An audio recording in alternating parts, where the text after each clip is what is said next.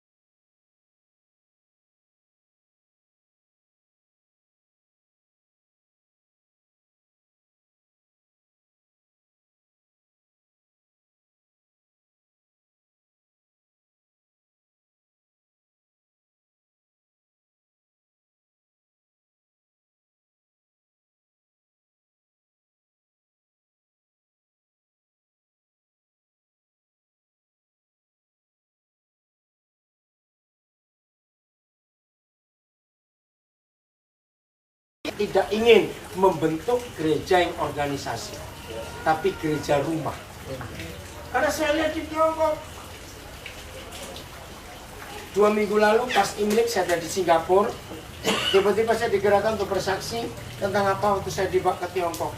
Ternyata ada 2 keluarga baru pulang dari Tiongkok. Dan mereka cerita ternyata masih ada di beberapa daerah yang gerejanya seperti itu. Jadi begini gereja di Tiongkok waktu itu. Karena pemerintah nggak boleh buat kebaktian, gereja itu nggak boleh. Semuanya masih sembunyi-sembunyi, nggak bisa bebas. Nah kalau mereka berkumpul nggak ada jamnya, belum tahu tempatnya. Aneh tidak? Ini saya cerita yang pertama kali saya ketemu mereka. Hari itu saya diberitahu siang-siang habis makan siang, nanti kita akan ada kebaktian. Saya senang mendengar kata itu. Karena memang saya ke Tiongkok hanya untuk saya sombong sekali waktu itu. Saya mau melayani, saya mau khotbah. Tapi selama saya di sana cuma 1 kali saya sharing. Sisanya saya cuma nangis melihat mereka. Karena ayat ini. Jadi saya tanya, sudah agak sore, nanti kita kumpul di mana? Kan tadi sini dapat berita. Oh belum tahu. Hah? Ya udah. Masih ngomong-ngomong lagi. Saya tanya lagi.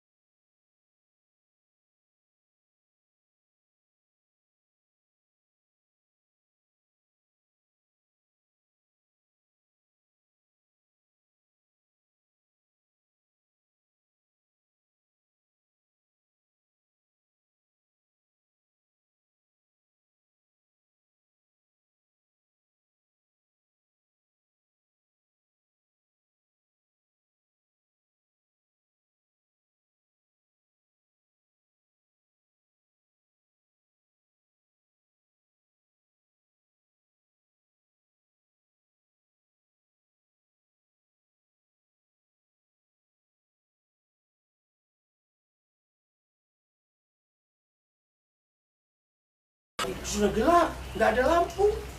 Sudah gelap, terus mereka bagi sesuatu. Saya nggak lihat apa yang mereka bagi. Udah terus mereka ngomong. Ternyata itu mereka berdoa. Ulang. Saya bingung, loh kebaktiannya di mana? Ya tadi itu. Loh. Ayat ini yang dibaca. Apabila kamu berkumpul, hendaklah tiap orang mempersembahkan sesuatu. Nanti saya cerita lebih lanjut. Nah, mereka kalau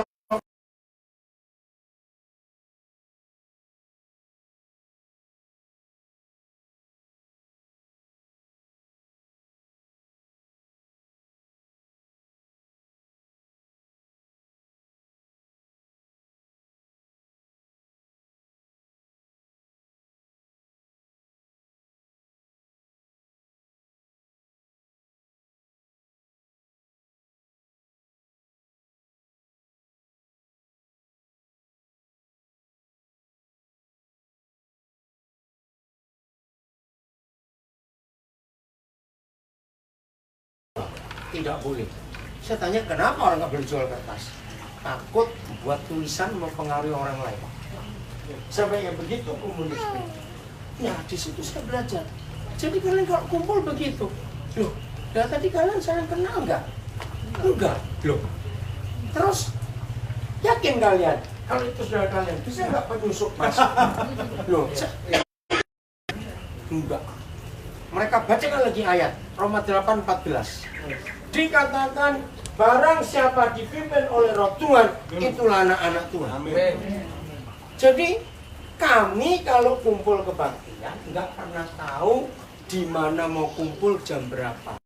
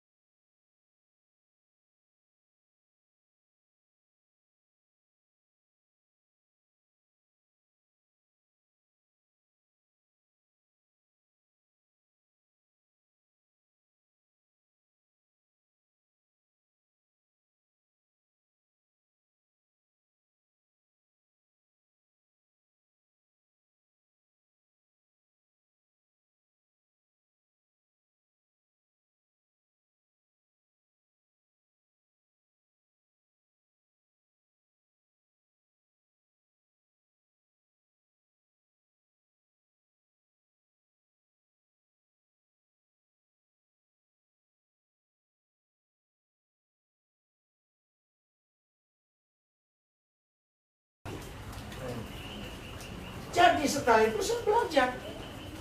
Kalau tidak mau berangkat dengan persekutuan, masing-masing sudah tanya, Tuhan saya bawa apa? Saya bawa ayam hidup itu. Bawa selimut, bawa sandal, bawa roti. Pasti ada yang butuh. Mesti mereka bawa. Nah, satu kali akhirnya saya bawa minyak gosok. Bawa minyak gosok. Ya saya nggak bisa ngomong. Ya kalau Roh Kudus ngomong pada dia. Pas satu kali kumpul, atau ada yang tanya, aku tadi pagi anakku doakan tetangga ketahuan polisi dia dikebukin dan bunga-bunga dia minyak gosok nggak bayar. Ini nih saya bawa, nangis saya lihat. Taatnya itu loh. Hendaklah kamu masing-masing kalau berkumpul bawa sesuatu. Nah itu yang saya pakai sampai hari ini dalam hidup. Jadi mereka nggak pernah takut salah ketemu orang karena tahu yang kumpul di situ pasti. Dan nggak pernah tanya nama. Nah satu kali yang seru itu naik bis, ya. Jadi ayo kita kebaktian, cari bis nomor sekian yang ke arah sana. Ya udah saya ikut. Duduk orang banyak. Mana kebaktiannya? Ini saya turun, dia tadi itu di atas. Jadi waktu mereka ada yang naik, ternyata Roh Kudus sudah tuntun duduk di kursi yang deretan ini. Jadi begitu ada yang nyentuh, mereka nggak pakai tanya. Ini pasti anak Tuhan, kita saudara. Ngomong sendiri di bis itu, cerita apa saja silakan. Udah selesai turun. Kayak depan toko roti, saya pikir dulu mau masuk bagian di toko roti, ternyata di depannya saja. Cuma 5-6 orang menguatkan, menghibur. Jadi doanya nggak perlu tutup mata, selalu mereka pegang. Kalau nggak pegang pundak atau pegang tangan, itu tanda mereka. Maka itu surat-surat Paulus berguna di sana. Hendaklah masing-masing saling mendoakan, saling menguatkan, saling menghibur. Itu yang mereka pakai. Nah inilah gereja rumah, di mana masing-masing harus berbagi.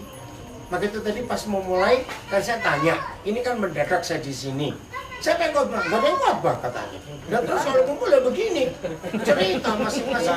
Nggak ada persembahan juga. Nggak ada persembahan. Makanya dipecah. Saling menguatkan, saling mendorong, memberikan semangat. Jadi buat nih suaranya ini besar sekali. Belum selesai, hendaklah. Oh, bacakan yang miskin aja. Ya, terjemahan baru ya. Baca. Tata cara dalam jemaat. Jadi, saudara-saudara, apa artinya semuanya? Kalau kalian Sini ya bacalah suara. Ini, yang saya baca Bapak. Oh ya, yang baca ayo. Ya ini 20 terjemahan baru nih ya. Jadi saudara-saudara, apa artinya semuanya itu? Kalau kalian berkumpul untuk menyembah Tuhan, Nah, berkumpul untuk menyembah Tuhan, ada yang menyanyi, ada yang mengajar, ada yang memberitahukan sesuatu dari Tuhan, ada yang berbicara dalam bahasa yang ajaib, ada yang menjelaskan apa yang dikatakan itu. Tetapi semuanya itu haruslah dilakukan untuk mengajar dan untuk kebaikan semuanya. keren nggak kalau gereja melakukan prinsip ini? Ini prinsip yang Tuhan pakai. Puji Tuhan, bertahun-tahun kita di Nabi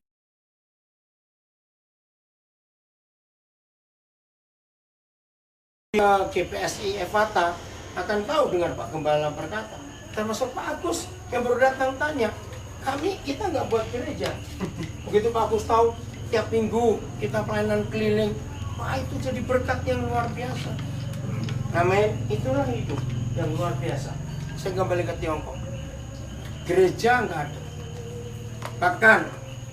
Bahkan orang Tiongkok, kelenteng-kelenteng mereka dihancurkan oleh Mao Zedong. Orang mati, orang Tionghoa kalau meninggalkan harus luar biasa. Di sana nggak ada peti yang bagus, kulit pohon. Bahkan kuburan pun Mao Zedong melarang pakai batu nisan, tidak boleh. Pakai nama saja selesai sudah. Nggak boleh ada sembayangan orang mati pun tidak. Tapi gedung gereja nggak dihancurin karena dibangun oleh orang Eropa. Gede gedung gereja dibuat jadi pabrik. Kalau kelenteng hancur semuanya, bayangkan nggak ada ibadah. Tapi iman mereka luar biasa. Saya belum pernah masuk ke sebuah negara seperti Tiongkok waktu itu. Orang gilanya banyak sekali, sesemi kaget. Bukan gila marah, Gila, diem aja. Kenapa? Cuci otak. Dan semua mereka mau komunis Mao Zedong paling benci dua kelompok. Satu orang kaya, pasti melawan pemerintah. Dua lulusan barat, lulusan Eropa, lulusan Amerika, langsung ditangkepin. Dan itu masuk ke camp kerja paksa dan dicuci otak. Saya tuh sampai kagum. Gimana cara psikologinya mencuci otak orang sampai orang itu lupa namanya sendiri. Bahkan dia lupa aku ini laki atau perempuan, sudah menikah atau enggak, pokoknya sudah kayak batang pisang, kosong aja begitu. Suatu kali saya masuk ke rumah orang karena mau ketemu orang, kaget saya. Ada orang duduk, nggak ada wajahnya, kosong sekali, maaf. Kencing kotoran, loh, berarti dari pagi ditinggal. Jadi orang yang cuci otak itu, kalau nggak diajak berdiri, ya nggak berdiri sampai jam berapapun diam. Kasihan sampai begitu. Tapi anak-anak Tuhan, murid-murid Tuhan Yesus, beda dari wajahnya. Sukacita, ceria luar biasa. Saudara, tahun itu, maaf ya saya cerita, kotoran dan kencing manusia itu berharga, nggak boleh dibuang. Ada banknya. Itu jadi pupuk. Jadi untuk ada banknya. Suatu pagi saya belum bangun tapi kebangun, ribut. Ternyata ada tetangga di tempat saya nginap sudah 3 bulan utang kotoran sekian apa namanya kunci yang sekian tempayan belum dibayar. Ribut. Itu banknya, jadi kotoran itu berharga. Waktu itu saya belum pernah lihat ya sayur yang namanya selada. Gede-gede. Tomat, apa itu? Wortel, labu, seger. Bukan pupuk kimia. Jadi saya ikut nimba, saya ikut dorong, tinggal dengan mereka. Bayangkan, wajah yang lain yang nggak punya Tuhan kelihatan. Jadi betul-betul bisa lihat perbedaannya. Yang anak Tuhan sukacita, terus kerja apa sambil nyanyi. Mereka enggak. Komunis tidak boleh orang punya hak milik.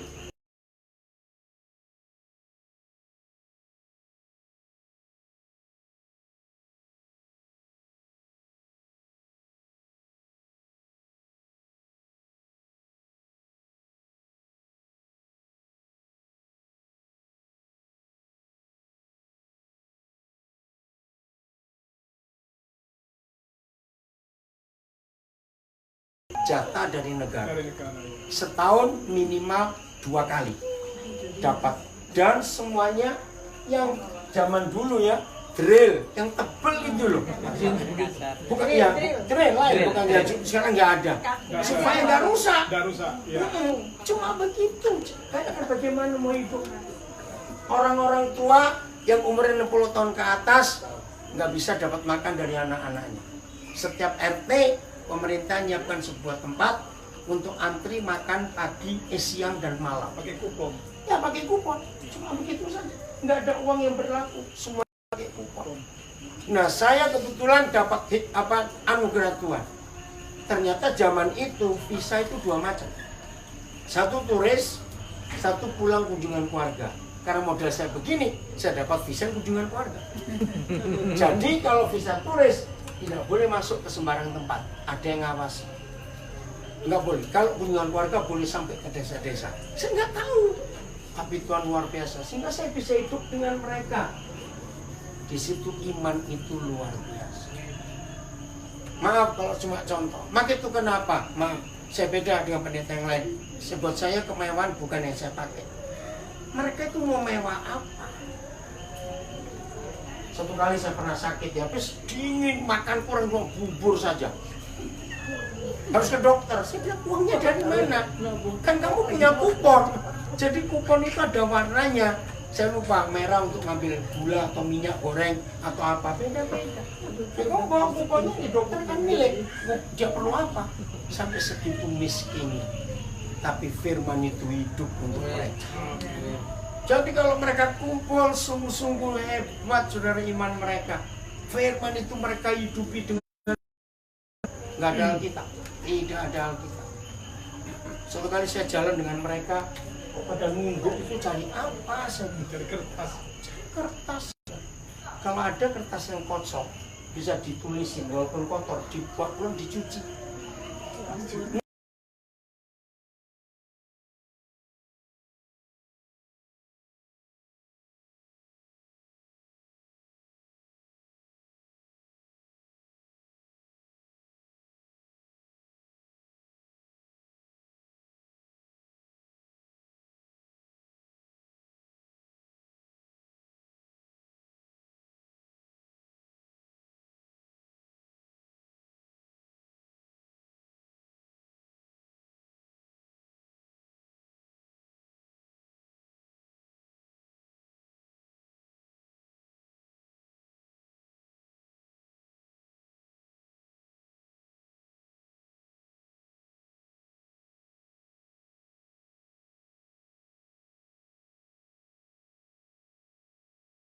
Ini siapa mau tukar?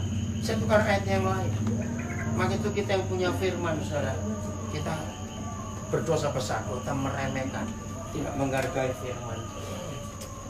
Maka itu dengan firman itu mereka dikuatkan, iman mereka luar biasa. Saya pengen ikuti berita soal Wuhan hari-hari terakhir. Bagaimana gereja berdoa luar biasa. Tapi saya dapat berita lagi. Sekarang pemerintah Tiongkok sudah nggak sibuk ngurusi orang beragama, tapi ngurusin penyakit itu.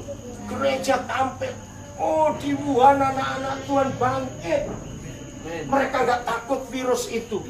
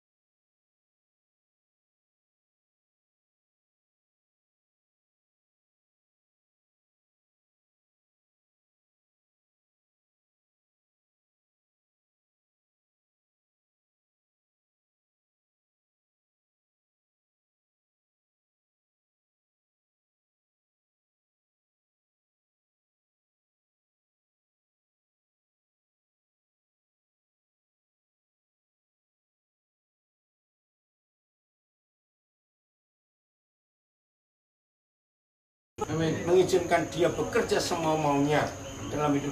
Sudah? Kita baca 1, 2, 3. Firman itu telah menjadi manusia dan diam di antara kita. Nah, stop dulu. Firman itu telah menjadi manusia.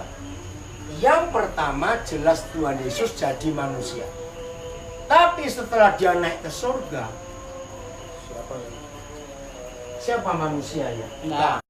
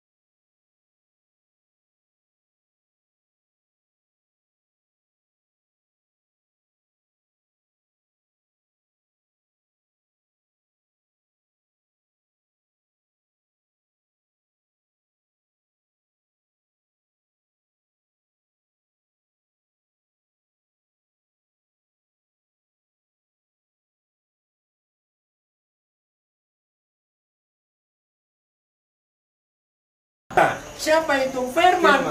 Karena pada mulanya adalah Firman. Ya, yang telah kami dengar. Nah, stop dulu. Yang telah kami dengar, wajar. Firman kan kata-kata. Kata-kata prosesnya pertama apa? Didengar. Ya. Orang ngomong. Yang kedua, Yang telah kami lihat dengan mata kami. yang telah kami lihat dengan mata kami. Nah, ini kan luar biasa. Jangan saudara terjemahkan Alkitab, bukan enak aja. Hidup kita yang jadi.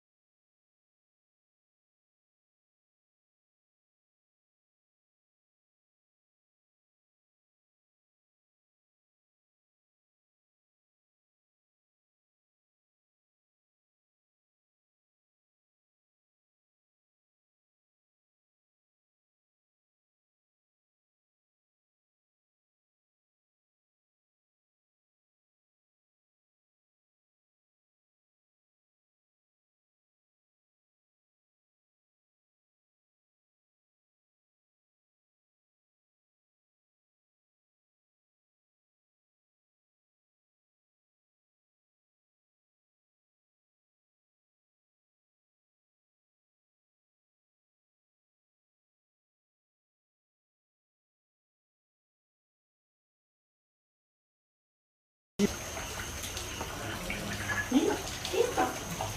Jadi kalau kita ke pasar, firman ada di pasar. Kita naik angkot, firman ada di angkot. Di mana saja kita ada, maka saudara dan saya adalah firman hidup. Yang orang bisa dengar, orang bisa lihat, orang bisa saksikan, orang bisa merapat dengan tangan. Jadi gereja gagal, bukan karena nggak punya gedung. Bukan karena nggak ada teolog, nggak ada teolog-teolog. Gereja gagal.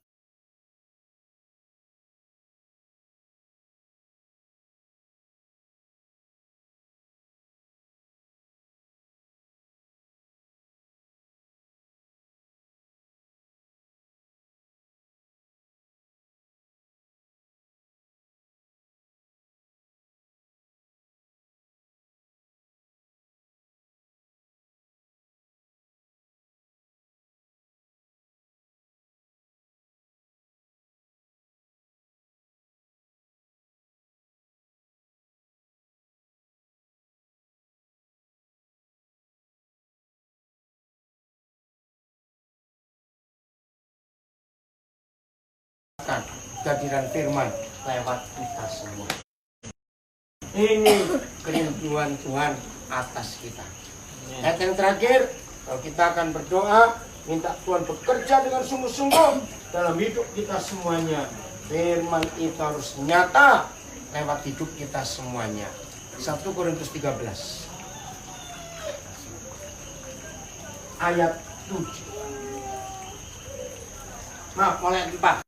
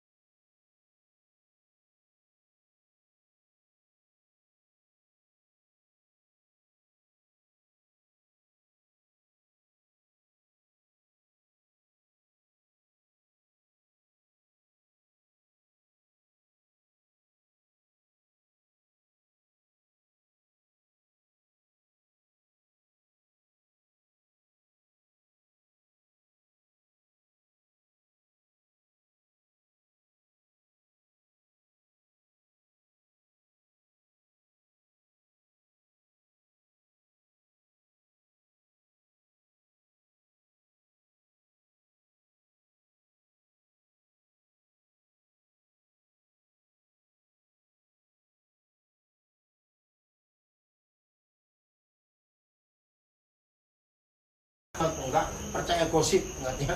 Firman itu Mengharapkan mengharapkan sesuatu. Yang terakhir firman itu sabar menanggung segala sesuatu.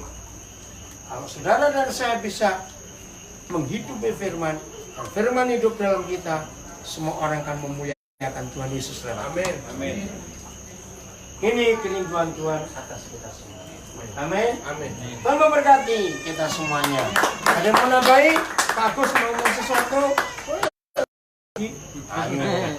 Tahu selama 2 hari di sini.